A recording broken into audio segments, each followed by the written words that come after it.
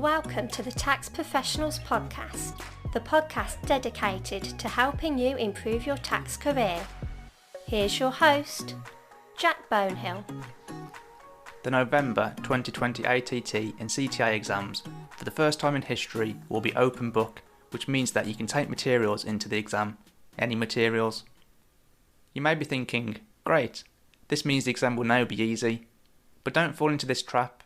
The standard of questions is not changing, so you will still need to adequately prepare in order to ensure you pass. As the saying goes, by failing to prepare, you're preparing to fail. Fortunately for you, Nitin Rabheru, a tax exams lecturer for BPP, knows exactly how you should prepare and is here to help. Nitin is a passionate lecturer that has, and still does, teach students on how to pass open book exams. He has over 20 years experience and really cares about the success of students, providing lots of great free material on LinkedIn. In this episode, Nitin shares some invaluable, unique advice on how to properly prepare. Follow his advice and I'm sure you'll pass. I've also pulled together a list of 10 tips which is basically a summary of this episode and which can be found in the show notes at thetaxprofessionalspodcast.com/TTPP5 under the resources section. That's thetaxprofessionalspodcast.com/TTPP5. Without further ado, let's get to the episode. Good to have you on the show today. When people ask you what you do, how do you usually respond? What do I do? Keeping it. If my wife likes to call me, I'm just a teacher. But I think when I meet people for the first time, I just I just say I lecture in tax, and you're either going to get an amazing response or a lackluster one, where people just swiftly move on to the other person. I think tax is one of those. I think tax is like Marmite. You either love it or you hate it. And I'm in the I love Marmite and I love tax category. Two things we have in common there. And you've been lecturing for quite a long time, haven't you? Now teaching tax. How long has it been? It's been about over 20 years now with BPP. It's been amazing. Love teaching. Love being with BPP. I feel very blessed to have the job that I do. Yeah, I mean, one thing I've seen from your LinkedIn posts and stuff is that you come across as very, very passionate about teaching tax and helping people to pass their exams. Is there anything that you think's driven that passion for you? I think. Gosh, good question. I think once I'd finished my law degree and did all the, went into law and kind of followed a career, I kind of soon realised, that, being front facing with clients wasn't really for me. But then I didn't know what was.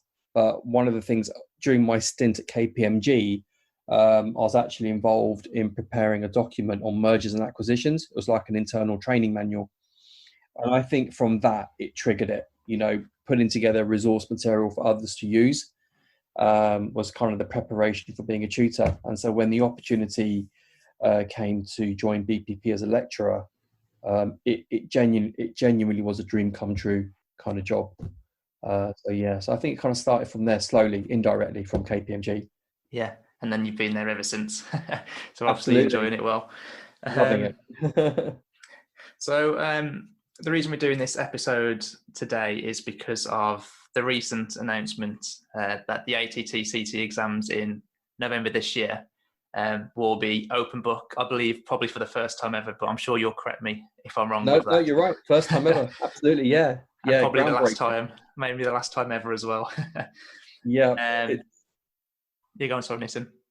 Yeah, no, I think the jury's out. I think it'll be amazing to see what happens in November.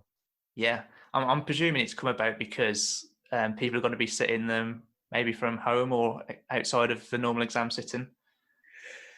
I think the CIOT trialed a particular software for the May exams, and based on the feedback and everything else they had to deal with, and I want to put it out there, the CIOT have just been nothing but amazing It's so good to see a professional body, an exam body, put their students first to such a high degree, and they really have gone all out, to make sure that the students that are sitting the exams in November, it's as seamless as possible, given the current times that we're in.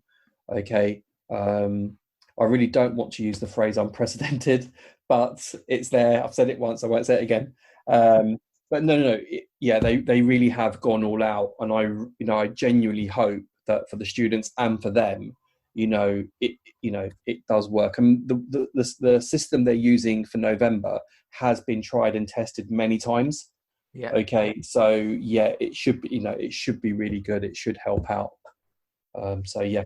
That's obviously good, and obviously it's going to be different for students. I know I'm CTA qualified myself, and I've never actually sat an open book exam, and so I'm pretty sure there's going to be lots of students who are in a similar position to what I would be if I was sitting now, and it's probably going to be quite a lot different to how you will prepare for an exam that isn't open book, I imagine. But I'm sure we'll get through some of those things during our discussions today. Yeah, no, absolutely, Jack. Yeah. Right then. So just first off, then we've kind of touched upon it a bit there. So is there anything else in relation to how the exams will be different in November 2020? We've got the fact it's open book. We've got the fact it's going to be you're going to be using this software. Is there anything else that's different? I think if you want me to touch on it now, I think the prep will be slightly different. Okay, if we start with the prep, so I think historically I would tell students to spend 10-15 minutes a day revising, retaining things in your heads, because there's a lot of volume, there's a lot of content for these exams, as you know. And I think, it was always this discussion about slow and steady, and not kind of cram last minute or do the kind of, short, fast burst. And I think the prep now is the fact that, look, you still have to understand the content. The fact that this is open book doesn't help you. If you can't identify issues, you can't spot the tax problem in the question, it doesn't matter what resource you have around you, you're still going to struggle. So I think students need to, I know a lot of students like to kind of blitz questions, which I'm not a fan of personally, but it's more about understand. I think that the approach needs to be, whether ATT or CTA, is understand the content, spend time, like with a lot of my students right now, my TOMC and my OMB students and my APS students, okay, at CTA, that's the main emphasis, is understand the content, but at the same time, I'm also preparing them on having a revision folder. Okay, so and I'm proud to say I have over 20 years experience in teaching open book tax exams for other qualifications. So we're pretty confident and comfortable at BPP on getting students ready. And I think those students that aren't with a tuition provider, I really hope that they benefit from this podcast and, have a really, really good folder covering all the different scenarios, okay, that I've been posting on LinkedIn. Okay. And what you've then got to do is, in the exam, the folder will only help you so much. Okay, if many students are kind of thinking, I had a few students call me and say, "Oh, Nick, this is fantastic. The exam's going to be a lot easier." It doesn't.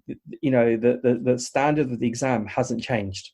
Okay, it's I wouldn't say a CTA exam is easy, and I equally wouldn't say it's difficult. I think the problem is that you've got to be, if you study in the way that you learn solutions to tax problems, then you will pass the exam. Okay, but I think a lot of students take a very academic approach where they just kind of retain, they memorize things, and so they're not able to advise in the exam. And I think that's the main kind of downfall. Let's first pick up on your point about understanding the content, because for me, even outside of an open book exam, that's kind of the most important thing before jumping into practice questions, etc. So how do you think a student should go about understanding the content then? Because there's obviously the very basic way of just reading something, but I don't think that's enough personally. Have you got any thoughts around that? Yeah, I'll try and give you a few examples. Okay, so one of the examples that I use is sole trader cessation. Yeah, so and I'll often say to students, why would a sole trader why would a sole trader cease trading? What is the reason? And often the student will say, oh, because he's retiring. Yeah, so fantastic. Yeah, that's a possible scenario. But then we then talk about the fact that, well, if he's retiring, how is he selling the business? Okay, and what we then go on to say, well, look, if he sells the business as a whole, then the rules on entrepreneurs relief are that you qualify as long as you've been trading for the last 2 years. However, what if you can't find a buyer? What if he's unable to find a purchaser? What happens then? Mm-hmm. Yeah, the entrepreneurs relief rules actually change, because it says as long as you've ceased trading, entrepreneurs relief is then available for the next 3 years. Yeah, so if a student doesn't pick up on that in a question, that there are 2 ways that entrepreneurs relief can kick in, then they're going to miss out on the marks. And then just further if I can take that slightly further, is we then talk about, well, hang on, it's not just the sole trader retiring. The sole trader could be incorporating, which goes into lots of different scenarios, or the sole trader could be selling it for market value, or the sole trader could simply be gifting it for less than market value. And I think, and it's having that first initial point, is that the way that I teach, I don't jump into tax. I don't teach rules. I actually teach the scenario first, so that students find it easier to then answer questions in the exam. So my approach is slightly different in the way that I teach tax at this level. Yeah. So it sounds a bit like then you're kind of doing it as if you would be on the job, which is you get given a scenario and then you've got to think around it and then Absolutely. Find the rules that apply to that scenario. So that kind of comes a bit to me as if it's kind of active learning versus what I would call passive learning, I think, which is actually when you're going through the material, don't just read it. Think about what it's actually saying. Think about scenarios and circumstances where this could apply, or maybe even scenarios you've seen in your job already, for example. Is there anything similar to that you think could be done as well then to help understand that scenario properly and the tax rules that surround it? Yeah, it really is helpful. I think with CTA you get a mix of students, those that are not exposed to what they're learning and those that are. And it is really nice to see, like when I'm teaching in a chat box where a student will say, actually, yes, I've done this. We've seen that in practice. And I will often ask students, have you been dealing with this at work? Has anyone got any experiences of this? And when you do have students like that, they're like gold dust. They add so much value to the session.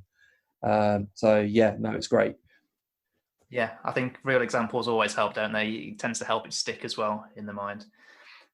You did also mention before about kind of previously you'd recommend people to kind of spend 10-15 minutes a day trying to remember information and stuff. With an open book exam, obviously you get to take in materials with you.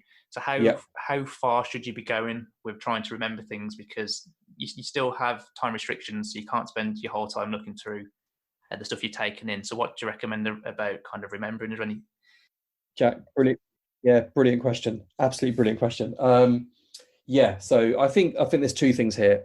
I'm a big fan on students on a week by week basis, as well as learning new content, is to actually go over the previous content. Okay, so what I've uploaded for free on LinkedIn are various revision summaries for OMB and TOMC.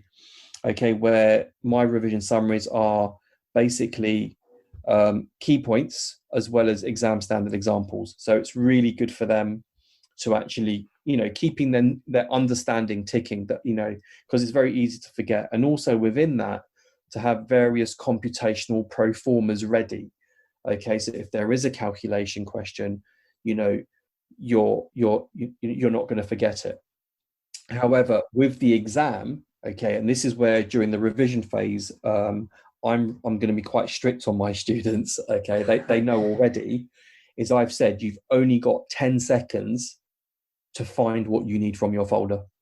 Yeah, and that's the model we use with ICW, business planning tax.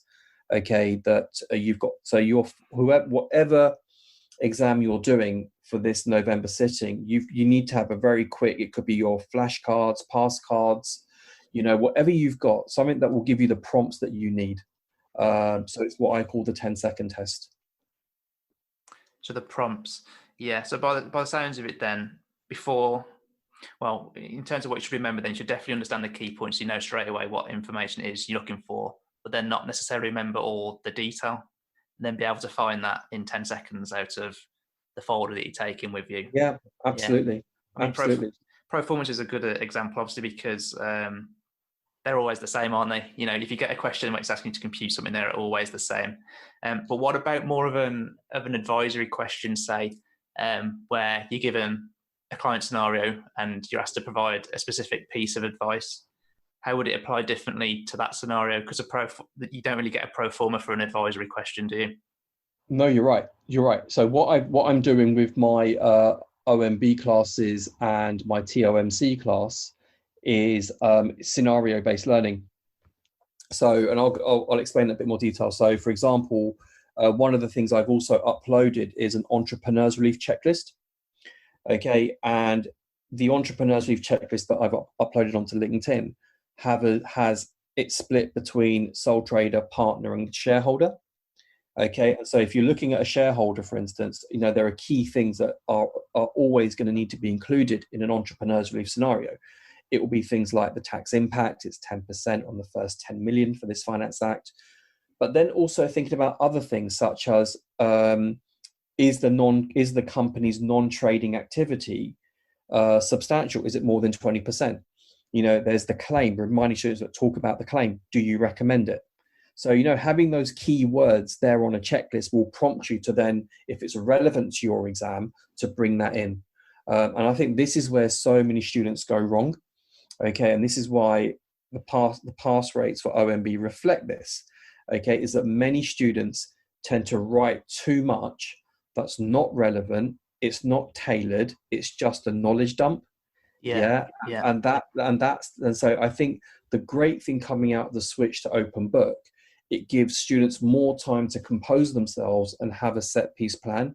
So I would like to think that the quality of the answers that are going to be given this time are probably hopefully going to be higher for the students that are really prepping. And I know that they're from the number of emails I've had and phone calls I've taken this week, I can see a lot of students geared up to, you know, just having that prep done so they're comfortable.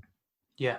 So just to make sure I'm kind of following the suggestion there, is it kind of having a checklist on, say, each area of tax of the exam, and then when you're doing an advisory question on it, taking off the relevant points from it and incorporating that into your answer? Is that kind of what you're saying? Yeah. Completely. Okay, so that makes sense then. I suppose naturally the next question I would have then is, how would you pull together this revision summary folder so that you can use it quickly in an exam and find exactly what you want? Oh yeah, well, certainly for the papers, you know, I've done revision folder layouts for 3 of the exams already that are available on LinkedIn for individuals, OMB and TOMC. Jack, I've shared that. I share it out every year. Here's a guide. Okay, I think and I think students should be using those as a guide, you know, or creating their own. You know, it comes down to how they want to do it. So I've had so many students use mine and said, Nick, this has been really helpful. Oh, actually, you know, I've taken yours and then adapted it. Perfect. For those doing other papers, such as the IHT or the VAT papers, again, just use one of our templates and just use it, you know, just adapt it, you know, make it relevant to your sitting. But I think what you should do is whatever revision folder you have, it should be more scenario driven. Mm-hmm. So, for example, for OMB, you know, I've created separate sections for, say, personal service companies, a share sale, purchase of own shares, because they're very distinct set piece scenarios. And then for taxation of major corporates, there's clearly a separate one for controlled foreign companies, then another one for hybrid mismatch. So, you know, and it will be, and also admin, you know, so also any kind of making sure that you can answer a decent admin question. So yeah, and I think as long as students have that and they can navigate around the folder very quickly, then it's going to work out really well. Yeah, I mean, the only question I would have is because I'm always the difficult one when it comes to stuff like this, and I'm always thinking of the one thing that could possibly crop up that you haven't planned a scenario on. Is there anything you can do to kind of, I suppose, mitigate that risk of a question coming up where you haven't seen a scenario like it in previous exams and it's completely new to you? Look, the way different tutors have their own style of teaching, and when I walk into a classroom for revision, and let's say there's a 5-mark question, 10 mark, 15, whatever. First thing so if it's a 10-mark question, okay, students will say, Nit, yeah, it's 18 minutes to get 10 marks. And I'll say, you're wrong. And I'll ask, what's the pass mark? And they'll say 50%. I go, right, so think about it. You've got 18 minutes to get 5 marks minimum. Okay, and keep it simple. And in all the years that I have been teaching tax, I have never, ever seen a CTA or ATT question where a prep student could not score at least 60 to 70% without breaking into a sweat. Yeah. I think that's I think that's a really good point, actually, about thinking how many marks you actually need. Because I came from doing a maths degree where kind of perfection was everything.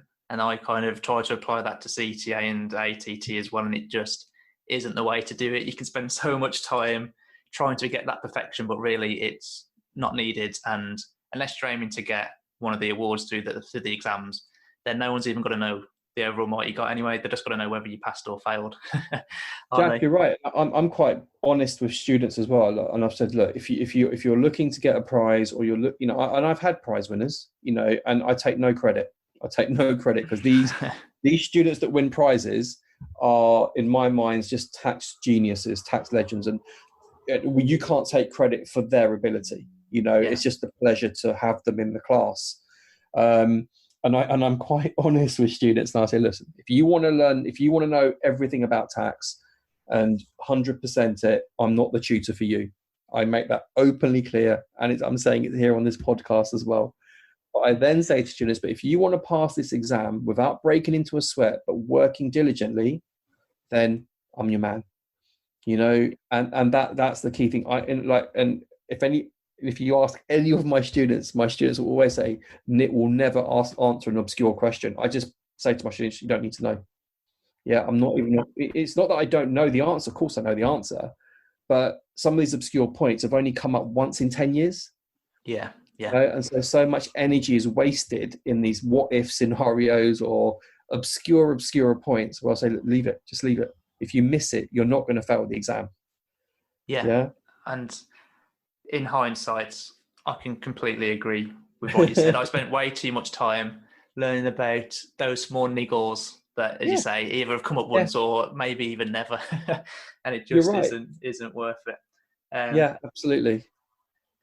So just kind of before we're moving on to the revision phase, I've just got a few more questions I think it'll be useful to ask around the study stage. So we've already kind of mentioned that understanding is kind of the most important thing. That comes to prepping for this exam now, not needing to remember as much, at least anyway, as you would normally. What about highlighting and annotating materials? Do you think that's useful for students to do as they're going through and reading, or not? Would you recommend something else for their time to be better spent? Jack, okay, right. You've hit on a nerve here. Okay. Right. I hate people highlighting. Okay. And do you know what it is? I have to adapt to their style. So my son, my eldest son, who's way to his A-level results, he used to love highlighting, and I get students doing that when we used to do face-to-face classes for other qualifications, and they'd highlight everything, and it would be this like sheet of paper in just pink or yellow or orange or a rainbow color. And I think, does that really help you? And what it is, and I think as a tutor, I've got to be mindful about how people work. Yeah. For me, I'm old school. Okay. And I think a lot of those students who are listening to this podcast who've done ACA will know that and who've done business planning tax will know that highlighting only goes so far. Yeah. but because what you've highlighted, you've then got to go back and read it. So it's not time efficient for this kind of exam. Okay, so my issue is what you've highlighted. What are you then going to do with it? Where's your plan? Unless you've got this amazing memory that you've captured everything, but I think that's one or two in a million or a billion, that can have that ability.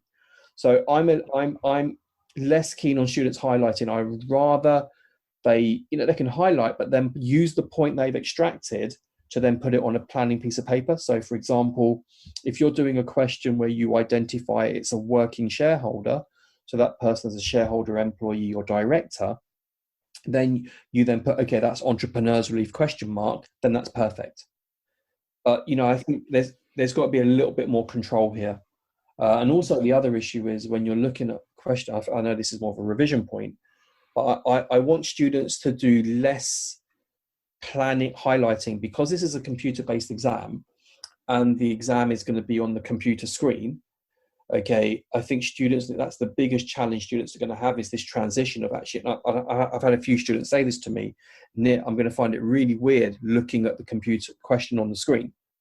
Okay, so the planning now becomes critical, where you can't highlight with a pen on a computer screen. Okay, so the sooner students kind of leave that aside and start jotting down on a piece of paper what their key information, I think that's the key skill for this exam.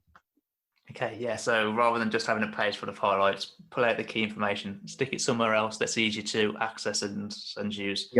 Yeah. Okay, so we kind of talked about, I suppose, the approach being more generic to all the exams here. Is there any differences you think between, say, preparing for an advanced technical paper as opposed to, say, an application and professional skills paper, for example? Yes and no. I think the checklist approach is still necessary. Okay, I don't think I think for all the exams you need that. I think that's the one consistent thing we can all agree on. You also need a folder of some sort. The only difference with the APS papers, and I've done a recording on this specifically on the skills that you need to pass that paper, it's how you write the answer. Yeah, it's a lot less technical and it's very softened, and that's what we spend a lot of time on the APS classes, is showing students, okay, you've got this really good knowledge for the advanced technical paper, let's now use it to advise, because the whole objective of an advanced technical paper is there are 6 questions. Okay, so you're literally jotting down technical points, whereas the APS paper is just one question. It's a report. You have to produce this finished product.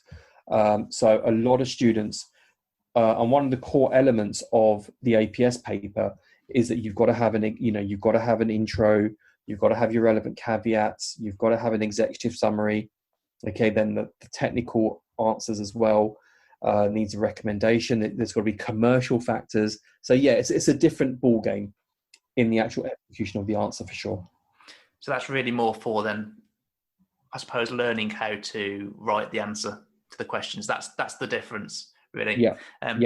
Obviously, they're both CTA examples, but presumably the checklist approach still works with ATT as well. Definitely there's no change. Change at all. Yeah. So it might have changed since I did ATT now, because that's been almost 5 years ago. Time goes fast, doesn't it? So is there still the short form questions at the beginning, and then so those short form questions, then do you think students should be aiming more to be able to do those without referring to the revision folder, or do you still think they should refer to the revision folder because they're so short and they need to be so quick, don't you? Again, another brilliant question. I think what it comes down to, as we said at the beginning, you need to understand your content. Yeah. So if you get it, if you're doing, say, ATT paper 4, okay, and it's asking you about a closed company, a student needs to know what a closed company is without looking at a folder. Okay. Or if you're doing ATT paper 1 and there's a question on, say, gift relief, CGT gift relief, you need to know the minimum. Okay. And I think that's my worry, is I think there are going to be some students that are going to be solely reliant on the folder where I think they're not going to be able to finish the questions in time because they're spending too much time in the folder. And I think so that they've got to find this beautiful balance where I know it, but I just need a prompt. Then that's great. I have no issue with that, and I think the one thing I will say with the ATT papers is many students will think, oh, this is going to be quite easy. I can just answer straightforward definition questions and I'll get 4 marks. I would say for ATT and CTA, these are going to be applied questions. Okay, so you've got to be prepared to give an applied answer. Simply stating a tax point won't get you the full mark. But yeah, that's really important for ATT. And definitely the short form questions are, to be fair, if you can practice as many short form questions as you can, okay, you get a really good base, and I've always said that there are, get those done. I tend to recommend getting them done last. Okay, so different tutors will disagree, and that's absolutely fine. And the reason for this is for ATT is that you get 15 minutes reading time. And what we believe at BPP is that 15 minutes reading time should be dedicated to the longer questions. Planning them. Okay, so that you can then launch into those. You can launch into those first, get them out of the way. Okay, get them out of the way, then have a set time where you start your SFQs, your short form questions, where you're slightly tired, okay, a little bit brain dead, you're kind of skiing downhill. Okay, and I always say that for any exam, always do your best question last. Okay, that's my approach. Okay, always do your best question last, because you have to answer all questions anyway.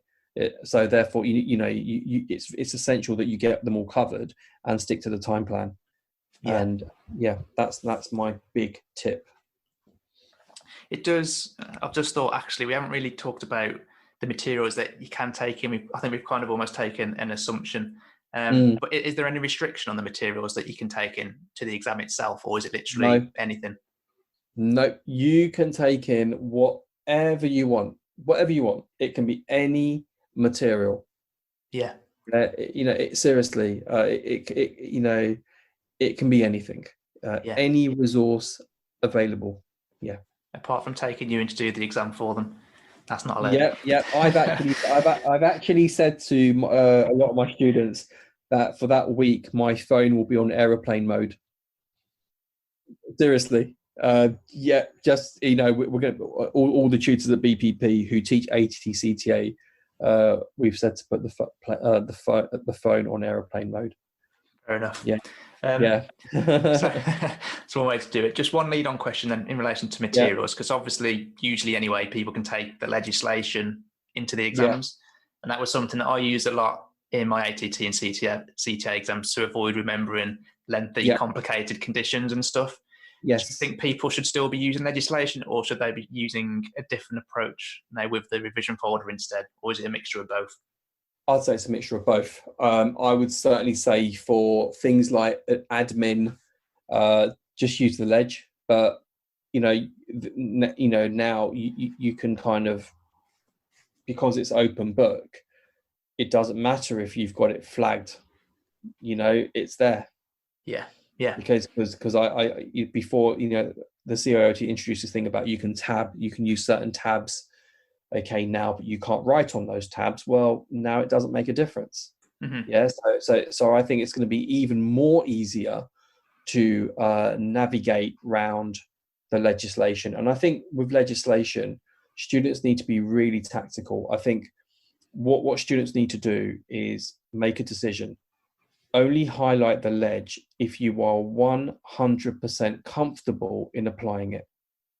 Okay, and I think there is lots and lots of lovely bits in the legislation that serve as fantastic checklists. Okay, and I think for whatever's relevant to the paper, tutors, I am sure, will advise. I certainly do for my papers. I give out certain section numbers like this will help you. So definitely it needs to be a combination. Good. So with the learning stage done, let's call it. I'm not quite sure what you call it. Do you call it the learning stage or the study stage? Talk phase. Talk phase.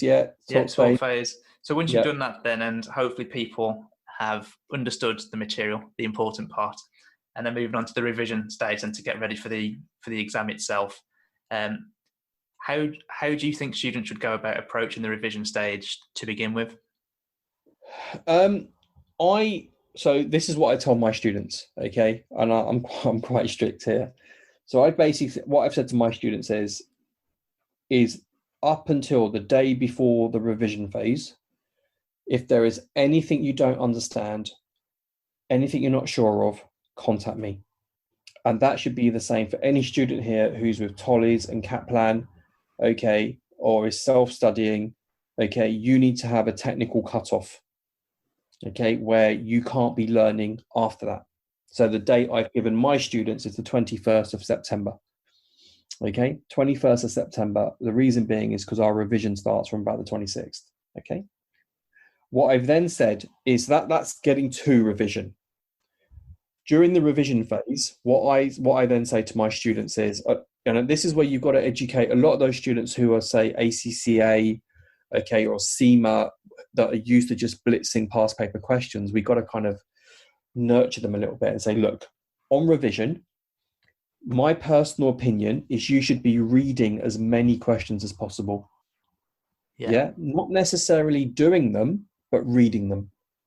Okay. And I know that some people disagree with this approach, and that's fine, but this has worked for me for 20 years. Mm-hmm. And the reason being is because the one common barrier to passing is that students will often say, I don't know where to begin. I don't know what's going on. Yeah, I don't know, I don't know what to do. And because what they've done is they've spent so much time during the taught phase learning tax, which is brilliant. But when they get to the revision phase, they can't spot the obvious. Yeah. And what that does, that conditions them to then not panic in the exam. It removes their anxiety. Okay, and they get more confident. They're able to spot, actually, I can see that's a shareholder there, working shareholder, right? I can see that ER applies or it doesn't apply. Literally going line by line, sentence by sentence. What has the examiner given you? Why is that piece of information relevant? Okay, and then and they're learning all the amazing skills of being a tax advisor. Yeah, by being diligent, by going through the question point by point. Okay, and what I then get my students to do is say, look at the answer at the back. Yeah, and just look at the marking guide. Just don't even look at the actual in-depth answer. How much of that did you get? And so what I tend to do with my students, and to kind of boost their confidence. So if there's a 15-mark question, Jack, that I've set, okay, I will say, of those 15 marks, if you can get 3 marks with me right now, I'll be over the moon. Okay, seriously. Because they need 7.5 to pass. And I'll then say, let's work together to get all the other marks. Yeah. And so we know for them, so there's no pressure. And they like that, because some of them can get 3.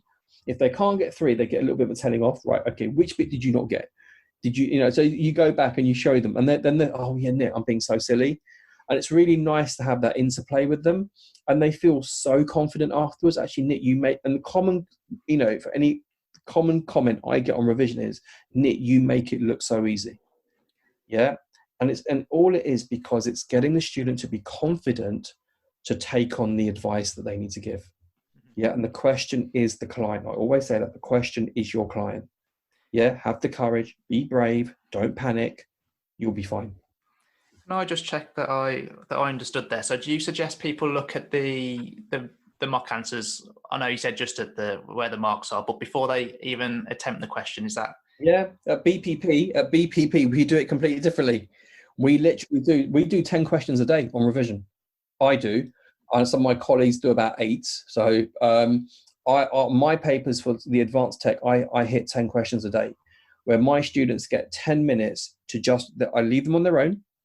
Yeah. And I'll say, you've got 10 minutes to find me 3 marks. Yeah.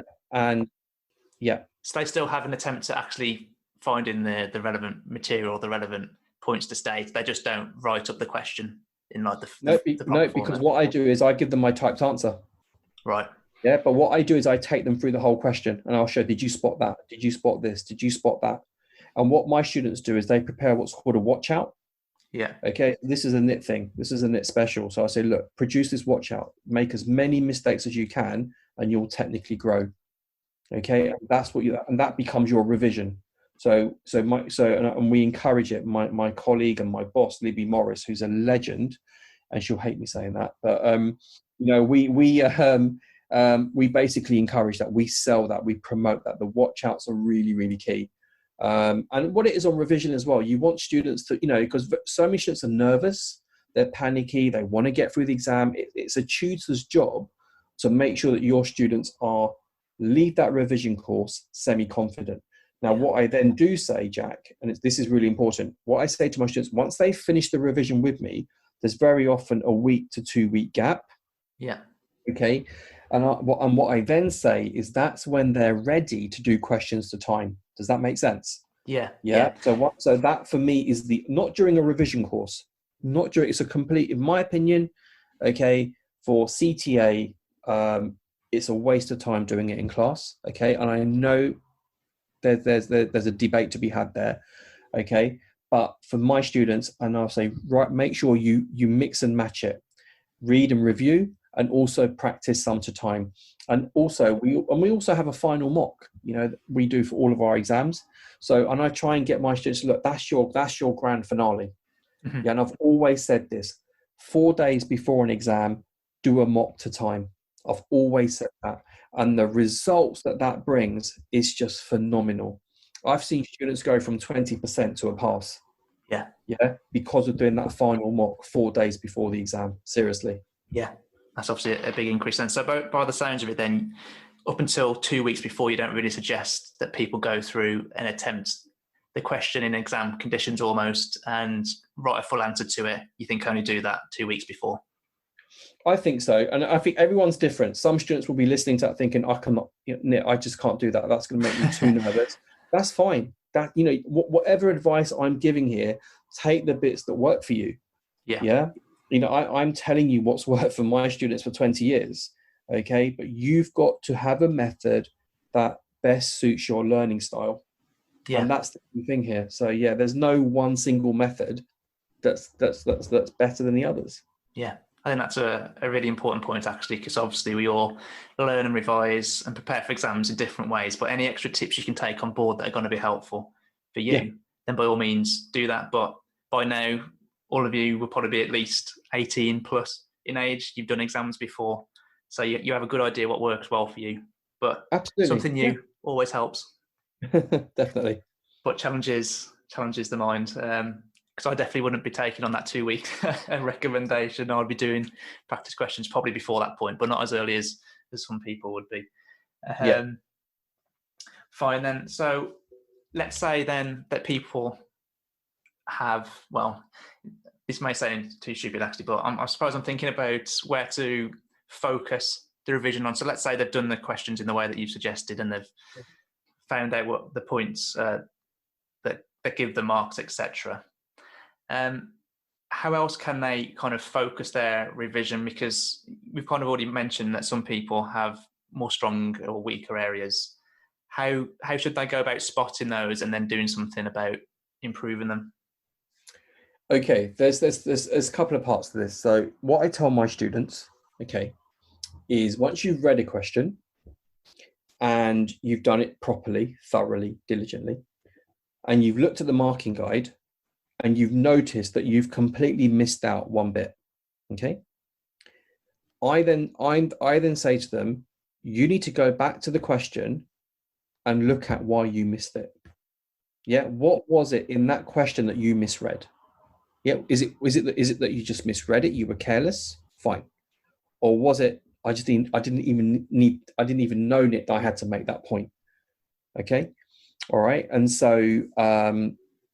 So that's an important one. And so what I then say is, right, okay, that's fantastic that you missed it, you got it wrong. We then tell the student to put it on the watch out. Okay, so that's the key thing. So if that scenario or that problem comes up again in the exam, they remember that additional point.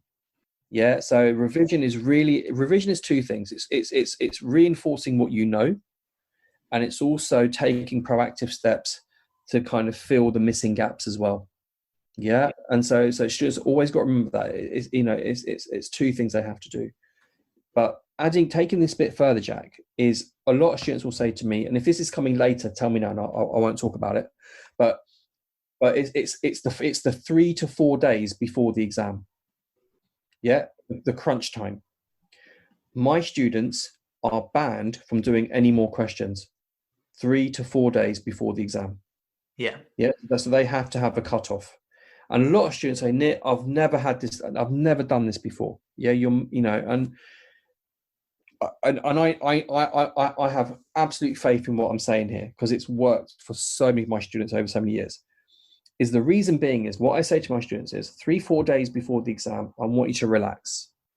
In fact, I say to my students before lockdown, go for a nice meal. Don't get drunk.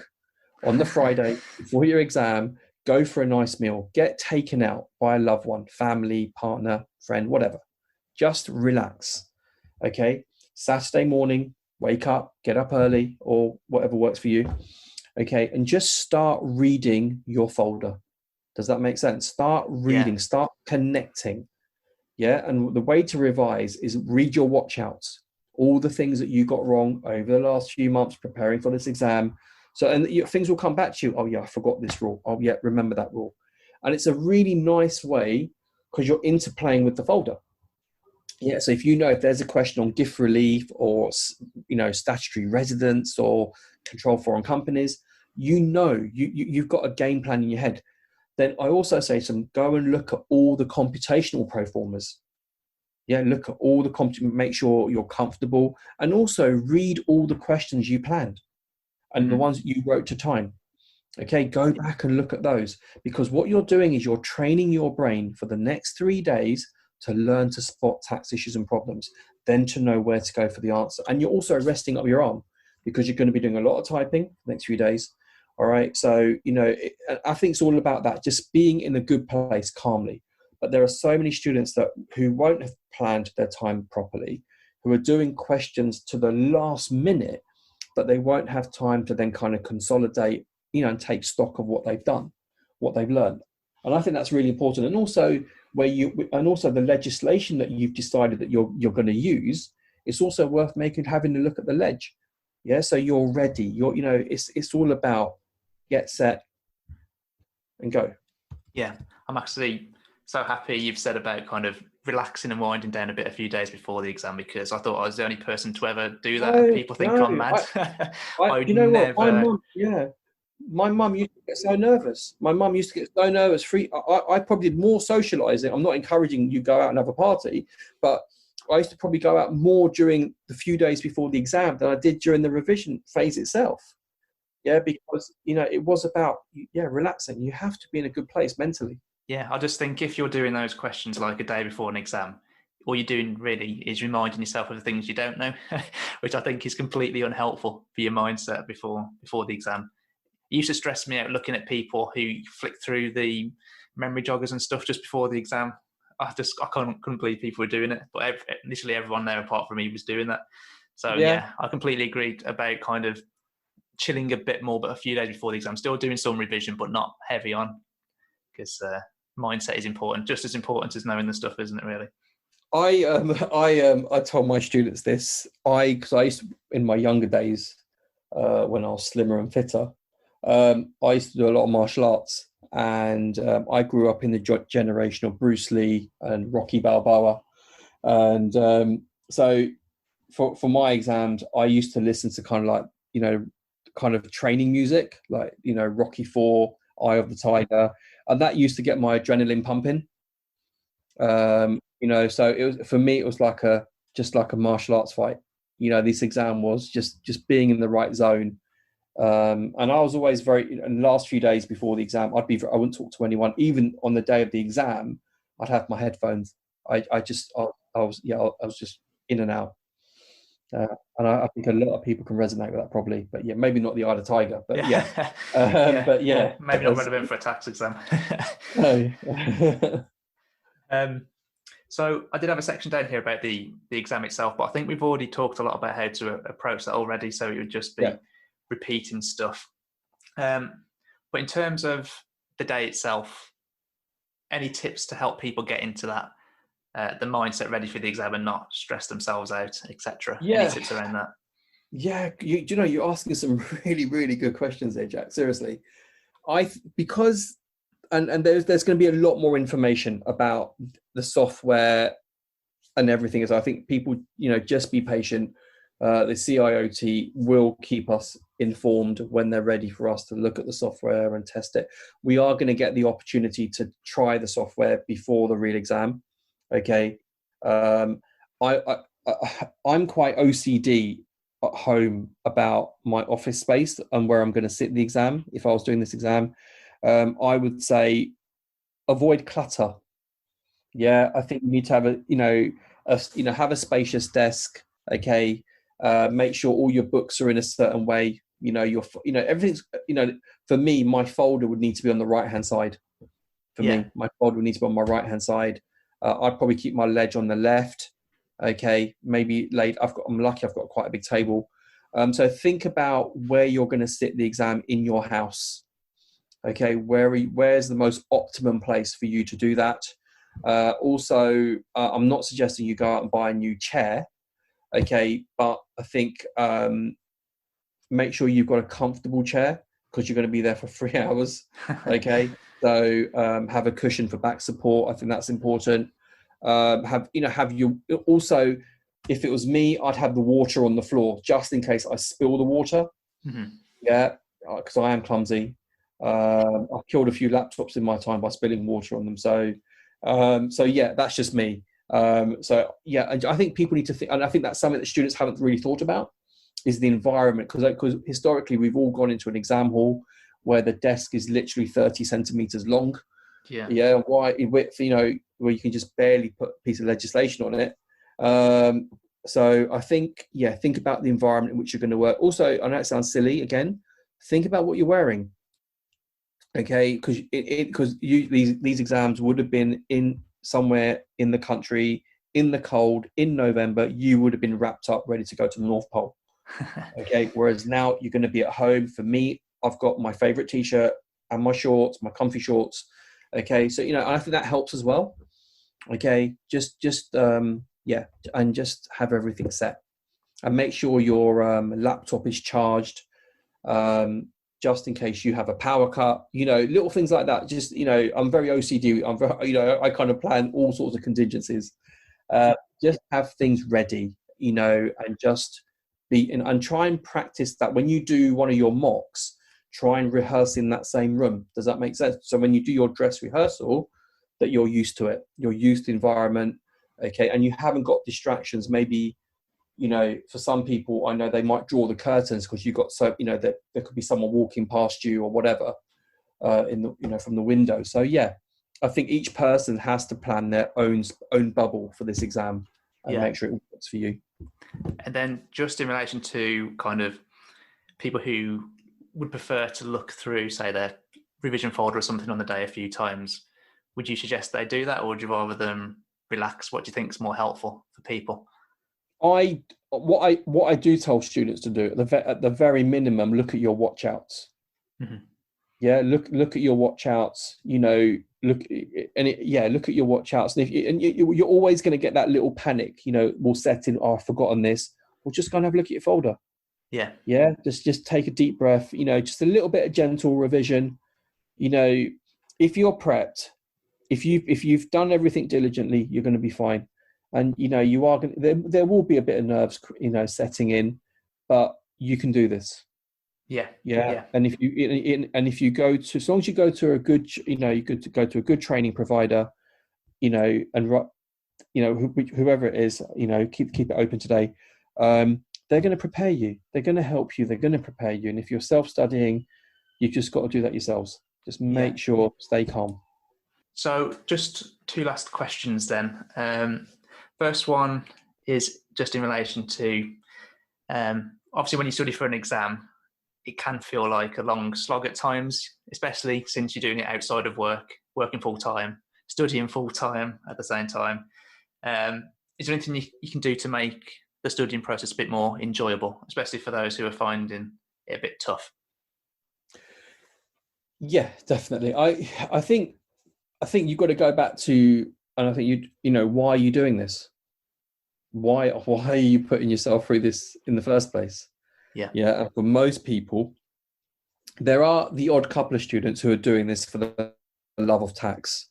Okay, and they've got, and they're bored, right? But I think for the majority of students, It's about career progression, advancement, to improve your lifestyle, and there is an element of no pain, no gain here, and I think I remember there is a very, very famous lecturer on ethics who used to teach ethics, and he used to give this story about how much for every hour that you worked, how much it was worth financially.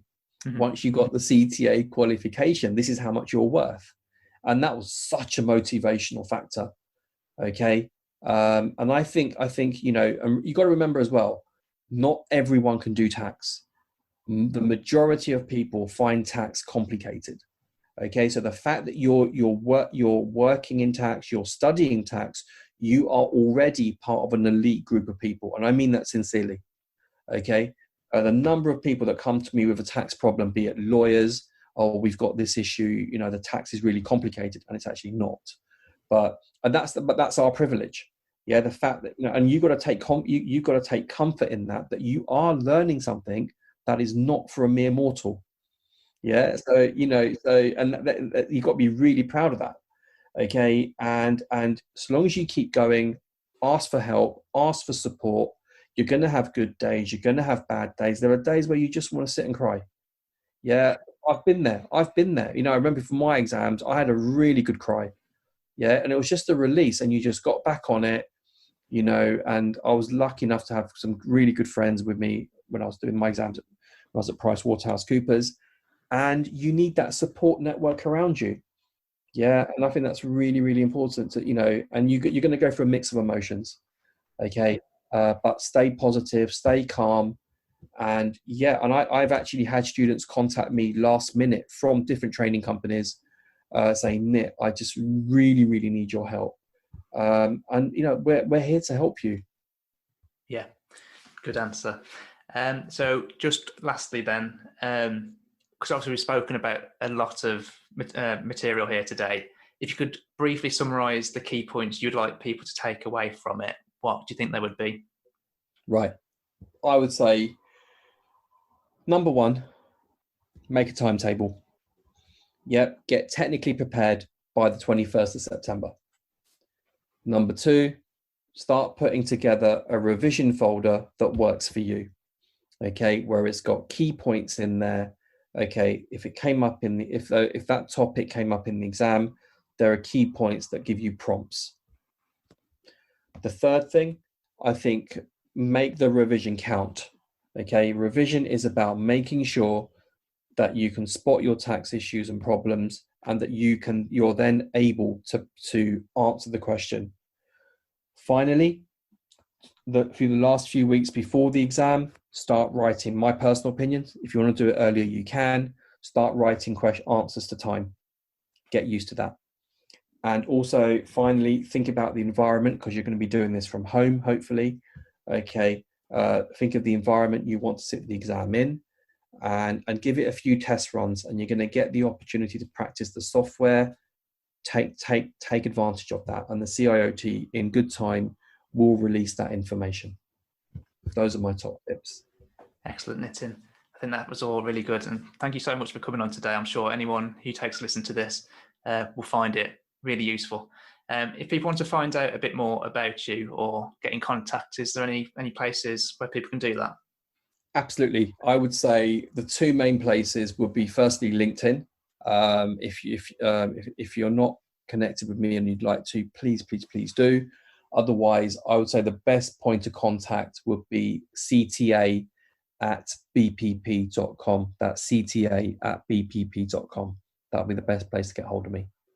Excellent. Thanks, Nitin.